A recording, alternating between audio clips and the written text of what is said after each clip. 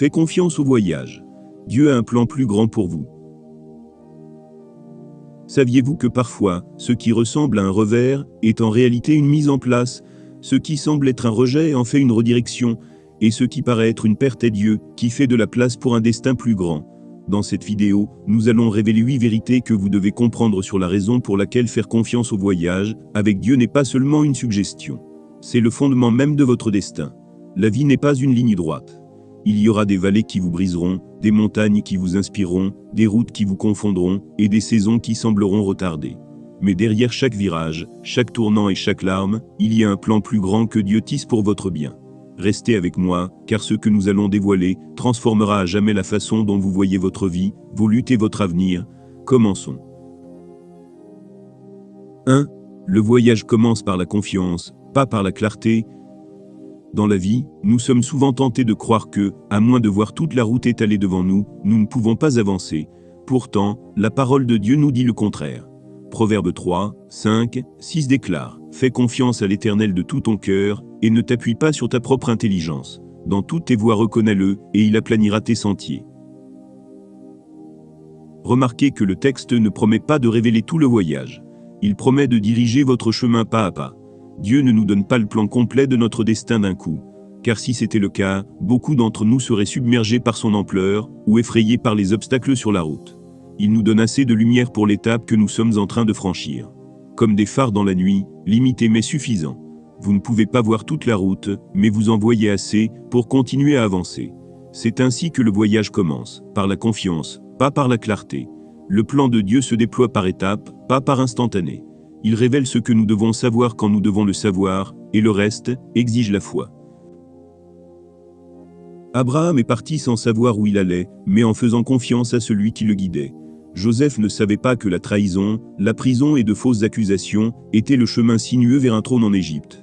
Mais Dieu le savait, et Jésus lui-même, à Gethsémane, a fait confiance à la volonté du Père même quand la route menait à une croix avant de mener à une couronne.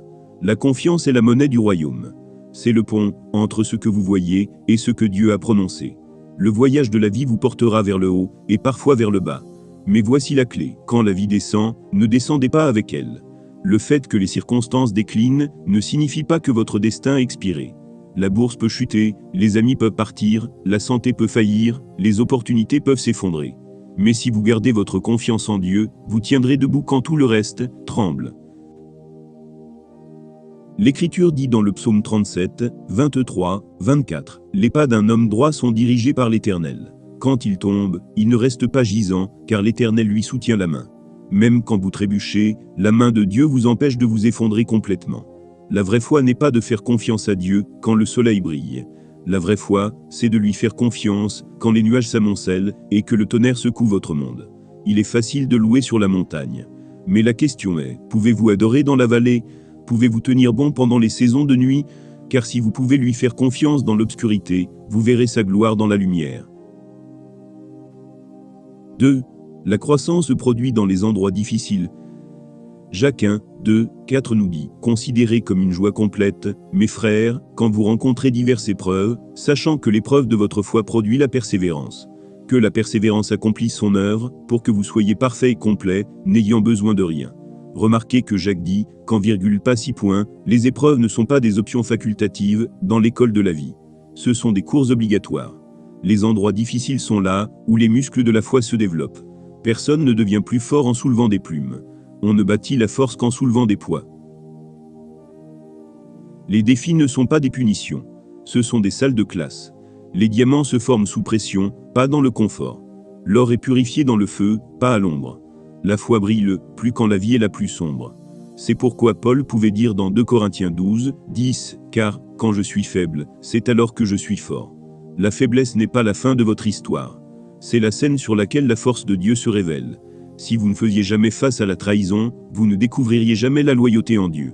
Si vous ne faisiez jamais face à la pénurie, vous ne le connaîtriez jamais comme Jéhovah Jireh, votre pourvoyeur. Si vous ne faisiez jamais face à la maladie, vous ne le connaîtriez jamais comme votre guérisseur. C'est dans les endroits difficiles que les révélations cachées de Dieu sont mises au jour. Considérez à nouveau Joseph. Trahi par ses frères, vendu comme esclave, faussement accusé et jeté en prison. Son voyage était parsemé de difficultés. Mais chaque endroit difficile l'a formé pour le palais. L'esclavage lui a enseigné l'administration. La prison lui a enseigné la patience. La trahison lui a enseigné le pardon. Quand il a atteint la cour du pharaon, il n'était plus seulement un rêveur. Il était un leader forgé par le feu.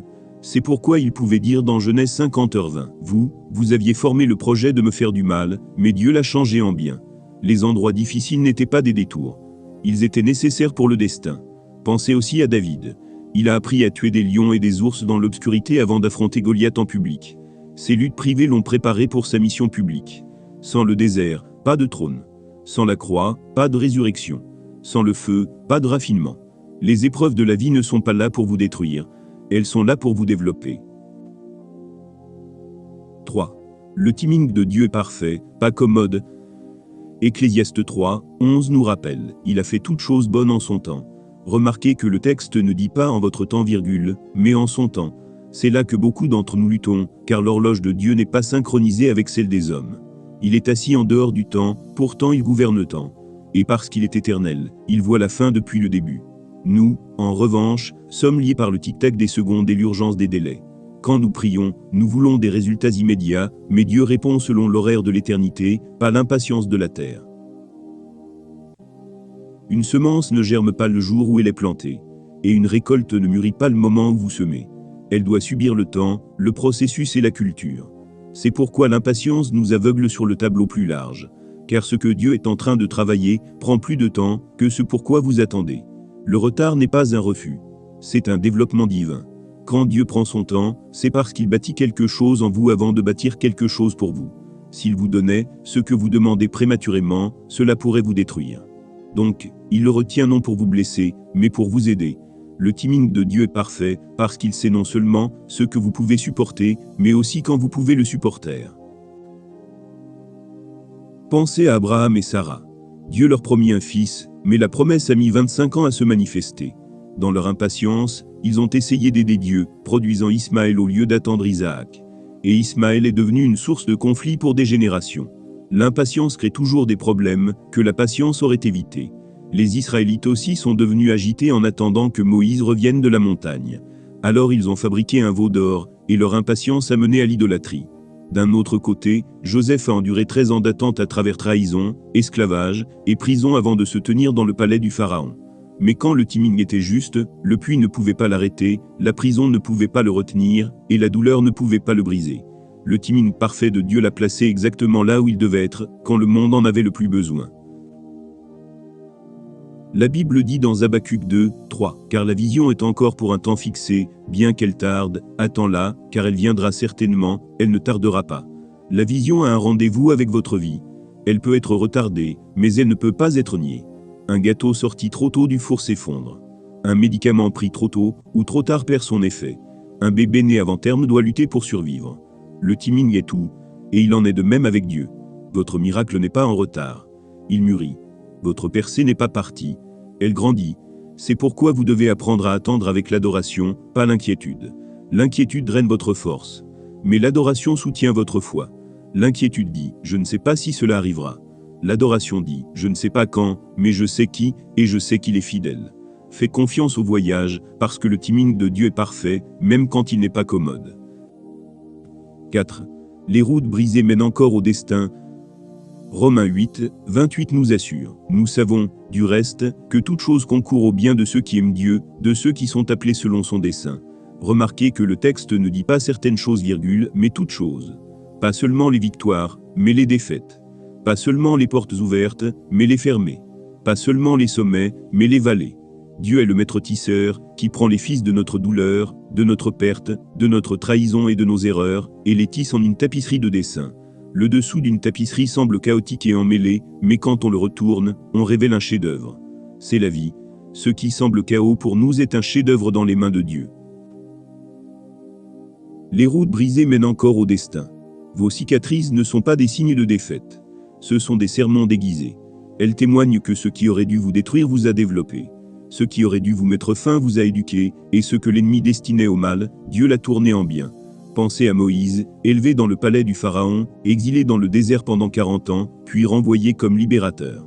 Les détours, les échecs, la brisure, tout cela était une préparation.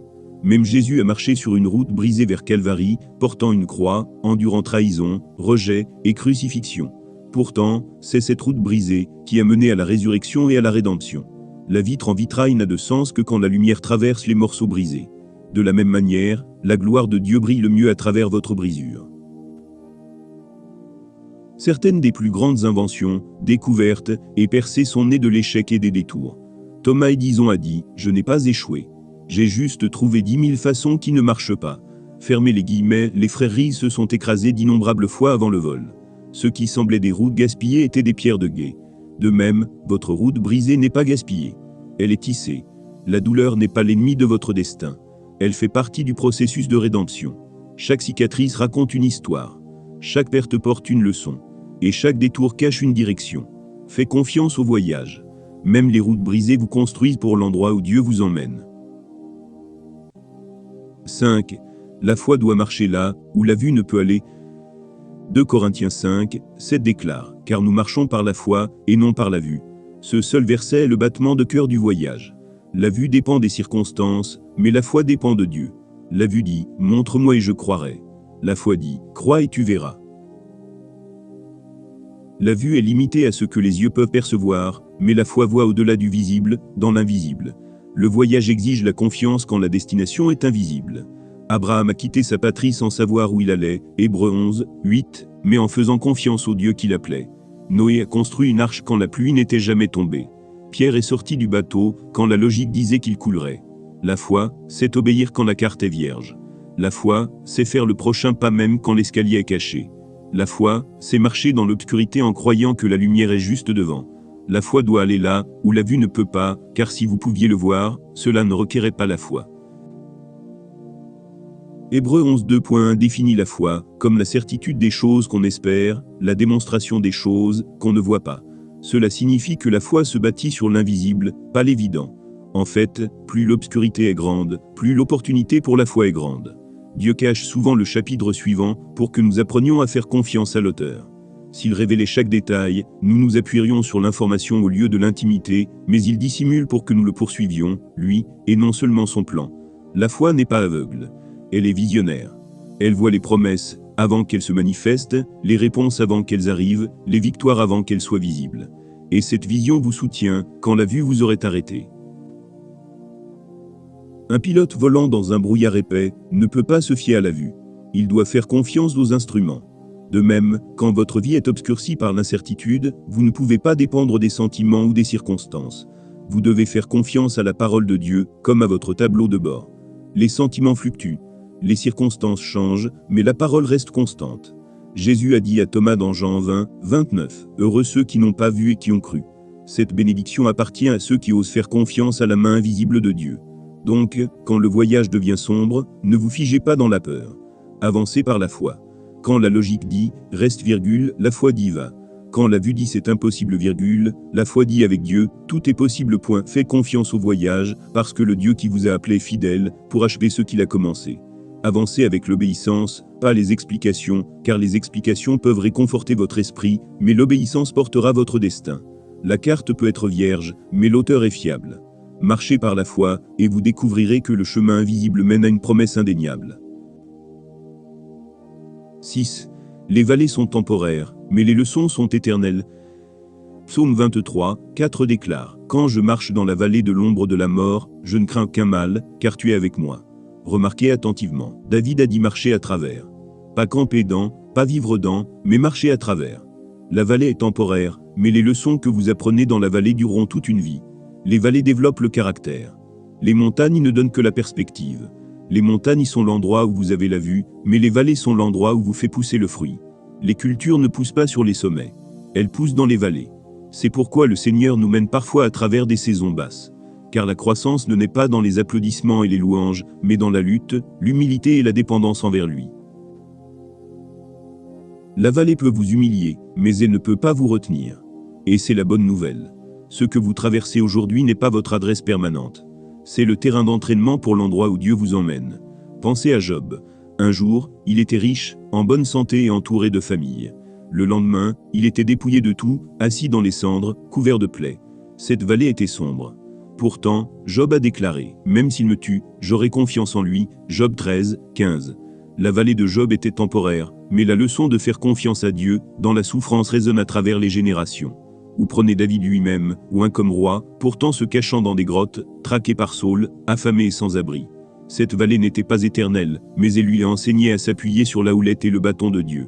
Et même notre Seigneur Jésus a marché à travers la vallée de Gethsémané, suant des gouttes de sang, priant, « Non pas ma volonté, mais la tienne soit faite. » La vallée l'a humilié, mais elle ne pouvait pas le retenir.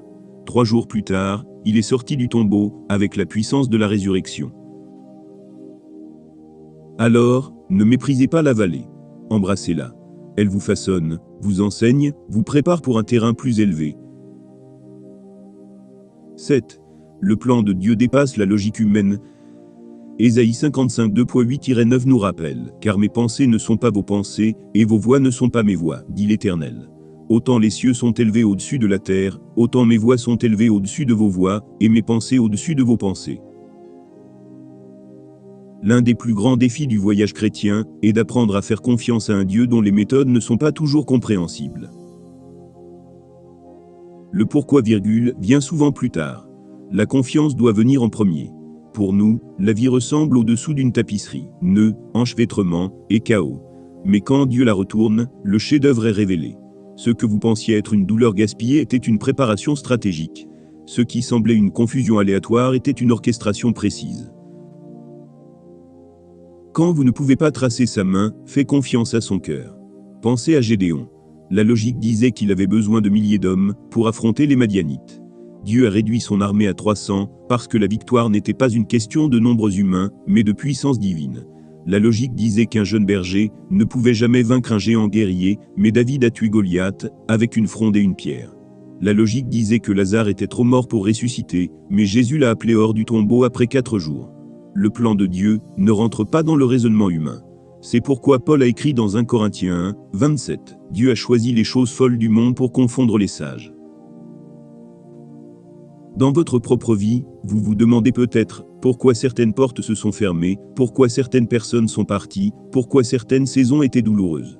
Mais avec le temps, vous verrez que chaque « pourquoi » était la voix de Dieu. La confiance ne requiert pas de réponse.